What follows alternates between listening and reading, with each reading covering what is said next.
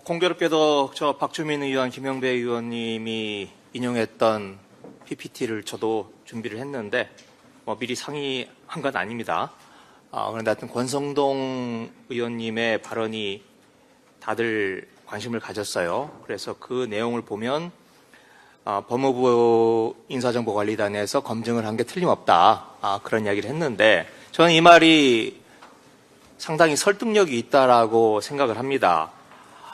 우선 대법원에서 하지 않았다는 거고, 그리고 용산의 공직기강 비서관은 그럴 인력을 갖추지 못하고 있고, 그럼 남는 게 법무부 인사정보관리단 하나밖에 없기 때문에 이렇게 추측하는 게 당연하다고 생각하는데, 혹시 이 세 개 기관 말고 다른 데서 했을 가능성이 그냥 상식적으로 있을까요? 저는 네, 알겠습니다. 그 상황 자체를 잘 모르겠습니다. 네.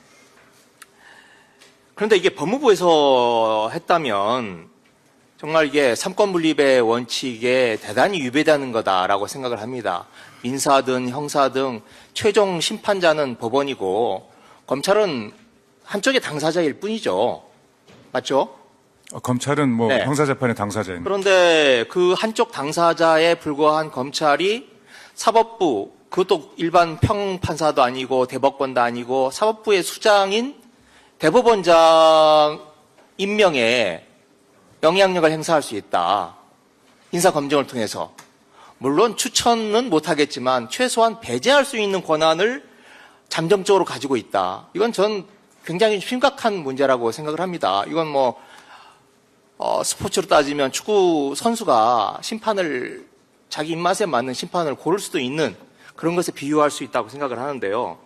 아까 우리 처장님은 하는지 안 하는지 법무부 인사정보관리단에서요. 그리고 한다면 어떤 범위인지 모르기 때문에 판단을 좀 유보를 하셨는데 아무리 작은 범위라도 아무리 기초적인 거라도 법무부 검찰 사무를 관장하고 있는 법무부 장관이 이 일을 한다. 저는 그건 조금이라도 허용돼서는 안 된다고 생각을 합니다. 제 의견 어떻게 생각하세요? 선뜻 그렇지 않을 수도 있다는 생각이 드는 것이 어쨌든 법무부가 검찰은 아니지 않습니까? 예를 들자면 현실적인 걸 떠나가지고 그렇게는 하지 마. 네, 그렇게는 하지 마. 저희들이 그래서 제가 이제 판단을 네. 유보하는 것이 바로 그런 공적 성격과 정보를 정확하게 알아야지 저희들이 그것이 사법부 네, 독립. 알겠습니다. 네. 네. 그 말씀을 드리려고 지금 대한민국의 법무부의 현실이 사실상 법무행정, 검찰 사무행정이 대부분 아닙니까? 그리고 특히 이제 대법원장 지금 당장 걸려 있고 헌재 소장도 거의 비슷한 시스템인데 앞으로 대법원장이나 헌재 소장이 되시고자 하는 분들은 뜻이 있는 분들은 법무부나 검찰 의식 안 한다 이렇게 당당하게 이야기할 수 있을까? 저는 그게 걱정이고요.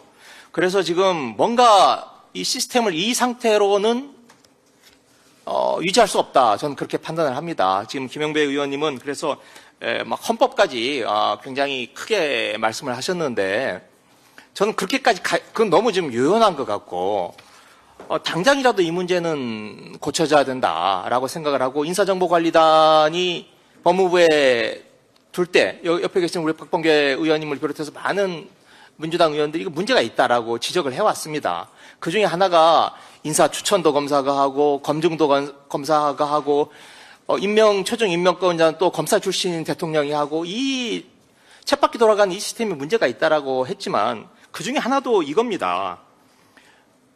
대법원장, 헌재소장을 검사가 인사검증을 한다?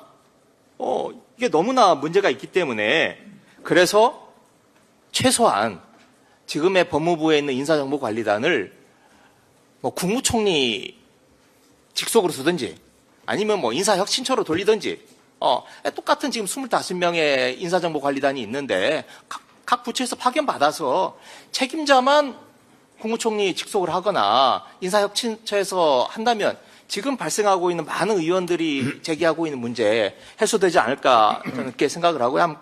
한번 의견을 좀 주시고요. 하나만 그냥 별건 아닐 수 있습니다만은 조정훈 의원님이 말씀하셨던 그 아까 영장기각 18%하고 0.7% 일본이 우리보다 선진국이라고 할 수 있지만 저는 18%가 이게 문제라고 생각하지 않습니다. 오히려 지금 22년 전에 영장실질심사가 도입되기 이전에 검찰이 영장 청구하면 그냥 자동 판매기 하듯이 제깍제깍 발부했잖아요. 그래서 그게 문제가 있어서 우리 박형남 원장님, 네, 박형남 원장님 공무심사한테 영장실질심사 주도해서 만들었죠. 네. 그래서 그때 만들어진 영장실질심사제가 있기 때문에 우리 사법부가 큰 걸음을 내딛었다. 윤관대법원장실이 큰 걸음을 내딛었다라고 생각을 하는데 이게 청구한 대로 안 나온다에 대해서 우리 차장님께서 약간 좀 수긍하는 듯한 발언을 하셔서 제가 한번 그에 대해서 한번 확인차 한번 질문을 드립니다. 조 의원님 말씀 취지는 어쨌든 신중하게 해야 되고 신중하기 위해서 뭔가 변화해야 된다는 말씀하셨고요. 저희들도 신중하게 해야 되고 하는 다른 방법도 있다라고 말씀드려서 서로 논의해야 된다는 말씀을 드렸었습니다. 사실은 1%는 사실은 일본에서 인질사법이라고 해가지고 얼마나 많이 많았습니까? 그런 것 있었음에도 조 의원님의 취지는 신중하자는 데 포인트를 뒀기 때문에 저는 답변했던 것 같고요.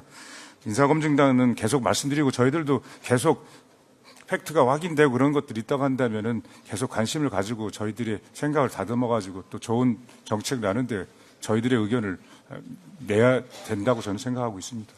박봉계 의원님 질의해 주시기 바랍니다. 네.